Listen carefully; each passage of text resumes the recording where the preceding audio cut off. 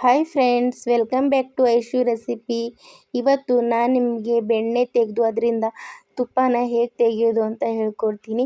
ತುಂಬ ಈಸಿ ವಿಧಾನದಲ್ಲಿ ಹೇಳ್ಕೊಡ್ತೀನಿ. ವಿಡಿಯೋನ ಸ್ಕಿಪ್ ಮಾಡದೆ ಪೂರ್ತಿಯಾಗಿ ನೋಡಿ. ಮತ್ತು ಈ ವಿಡಿಯೋ ನಿಮಗೆ ಇಷ್ಟ ಆದರೆ ವಿಡಿಯೋಗೆ ಒಂದು ಲೈಕ್ ಮಾಡಿ ಮತ್ತು ನಮ್ಮ ಚಾನಲ್ನ ಸಬ್ಸ್ಕ್ರೈಬ್ ಮಾಡ್ಕೊಳ್ಳಿ. ಬನ್ನಿ ಲೇಟ್ ಮಾಡದೆ ವಿಡಿಯೋನ ಸ್ಟಾರ್ಟ್ ಮಾಡೋಣ. ನೋಡಿ, ನಾನಿಲ್ಲಿ 1 ಲೀಟ್ರ್ ಆಗೋಷ್ಟು ಹಾಲನ್ನ ಕಾಯಲಿಕ್ಕೆ ಇಟ್ಕೊಂಡಿದ್ದೀನಿ.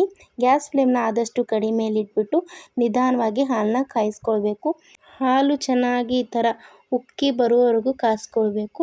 ನಂತರ ಗ್ಯಾಸ್ ಸ್ಟವ್ನ ಆಫ್ ಮಾಡಿ ಅದನ್ನು ತಣ್ಣಗಾಗಲಿಕ್ಕೆ ಬಿಡಬೇಕು. ನೋಡಿ, ಆದಷ್ಟು ಕಡಿಮೆ ಉರಿಯಲ್ಲಿ ನೀವು ಕಾಯಿಸ್ಕೊಳ್ಬೇಕು, ಆವಾಗ ತೆನೆ ಚೆನ್ನಾಗಿ ಬರುತ್ತೆ. ಅದಕ್ಕೋಸ್ಕರ ಇವಾಗ ಈ ಹಾಲು ಪೂರ್ತಿಯಾಗಿ ತಣ್ಣಗಾದ ನಂತರ ಒಂದು 3ರಿಂದ 4 ಗಂಟೆ ನಾವು ಇದನ್ನು ಫ್ರಿಜ್ಜಲ್ಲಿ ಇಡಬೇಕಾಗುತ್ತೆ. ನೋಡಿ, ಫ್ರಿಜ್ಜಲ್ಲಿ ಇಟ್ಬಿಟ್ಟು 3ರಿಂದ 4 ಗಂಟೆ ಆಗಿದೆ. ಇವಾಗ ತೋರಿಸ್ತಾ ಇದ್ದೀನಿ ನೋಡಿ, ತೆನೆ ಎಲ್ಲ ಎಷ್ಟು ದಪ್ಪ ಎಷ್ಟು ಚೆನ್ನಾಗಿ ಬಂದಿದೆ ನೋಡಿ. ಇವಾಗ ಇದನ್ನು ಸ್ಪೂನ್ ಸಹಾಯದಿಂದ ಈ ಥರ ನಿಧಾನವಾಗಿ ತೆಗೆದುಕೊಳ್ಳಿ. ನೋಡಿ, ಈ ಥರನೇ ನಾನು ಯಾವ ರೀತಿ ತೆಗಿತಾ ಇದ್ದೀನೋ ಇದೇ ಥರ ನೀವು ತೆಗಿಬೇಕು. ಆವಾಗ ತುಂಬ ದಪ್ಪ ಬರುತ್ತೆ ಮತ್ತು ಎಲ್ಲೂ ಒಡೆಯುವುದಿಲ್ಲ. ನೋಡಿ, ಎಷ್ಟು ಚೆನ್ನಾಗಿ ಬಂದಿದೆ. ಇವಾಗ ಇದನ್ನು ತೆಗೆದುಬಿಟ್ಟು ಈ ಥರ ಪ್ಲಾಸ್ಟಿಕ್ ಡಬ್ಬಿಯಲ್ಲಿ ಹಾಕ್ಕೊಳ್ಬೇಕು. ಹಾಕಿಬಿಟ್ಟು ಇದನ್ನು ಫ್ರಿಜ್ಜಲ್ಲಿ ಸ್ಟೋರ್ ಮಾಡಬೇಕಾಗುತ್ತೆ. ಒಂದು 10ರಿಂದ 15 ದಿನ ಈ ಥರನೇ ಮಾಡಬೇಕು. ನೋಡಿ, ನಾನು ಮೊದಲೇ ಒಂದು 8 ದಿನ ಹಾಗೆ ಮಾಡಿದ್ದೆ. ಇವಾಗ ಇನ್ನೂ ಒಂದು 5 ಡೇಸ್ ಆದ ನಂತರ ನಿಮಗೆ ತೋರಿಸ್ತೀನಿ ಅದು ಎಷ್ಟು ಬಂದಿದೆ, ಬಾಕ್ಸ್ ಎಲ್ಲ ಫುಲ್ ಆಗಿದೆ ಅಂತ. ನೋಡಿ, ಒಂದು 15 ದಿನದ ತೆನೆನ ನಾನು ಈ ಥರನೇ ಸ್ಟೋರ್ ಮಾಡಿ ಇಟ್ಕೊಂಡಿದ್ದೆ. ನೋಡಿ, ಇಷ್ಟೊಂದಾಗಿದೆ. ಇವಾಗ ಇದರಿಂದ ಬೆಣ್ಣೆನ ತೆಗೆಯೋಣ. ನೋಡಿ, ಇವಾಗ ಒಂದು ಮಿಕ್ಸಿ ಜಾರ್ ತೊಗೊಳ್ಳಿ. ಅದಕ್ಕೆ ಈ ತೆನೆ ಎಲ್ಲ ಹಾಕ್ಕೊಳ್ಬೇಕು.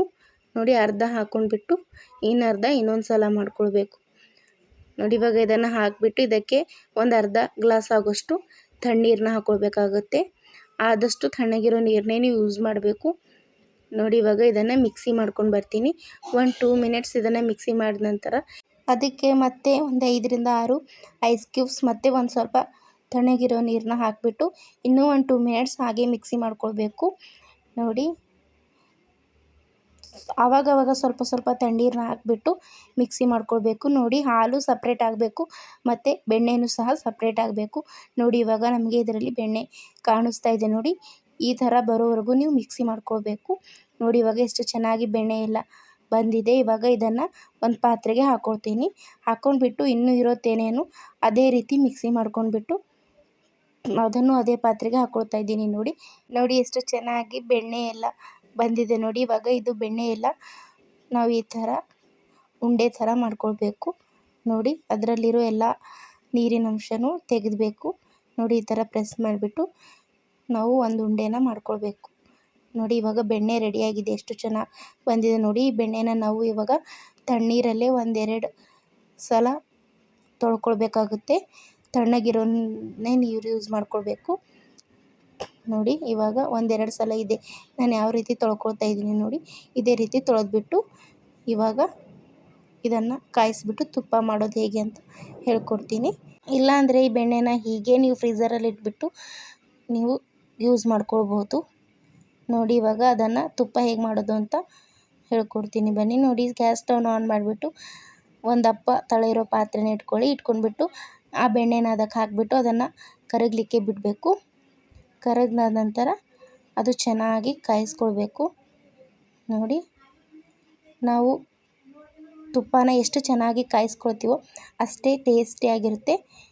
ನೋಡಿ, ಈ ಥರ ಗುಳ್ಳೆ ಎಲ್ಲ ಬಂದುಬಿಟ್ಟು ನಮಗೆ ಎಣ್ಣೆ ಥರ ಕಾಣಿಸ್ಕೊಳ್ಬೇಕು. ಅಲ್ಲಿವರೆಗೂ ಅದನ್ನು ಕಾಯಿಸ್ಕೊಳ್ಬೇಕು. ನೀವು ಮಿಕ್ಸ್ ಮಾಡ್ತಾ ಅದನ್ನು ಚೆನ್ನಾಗಿ ಕಾಯಿಸ್ಕೊಳ್ತಾ ಬನ್ನಿ. ನೋಡಿ, ಈ ಥರನೇ ಕಾಯಿಸ್ಕೊಳ್ಬೇಕು.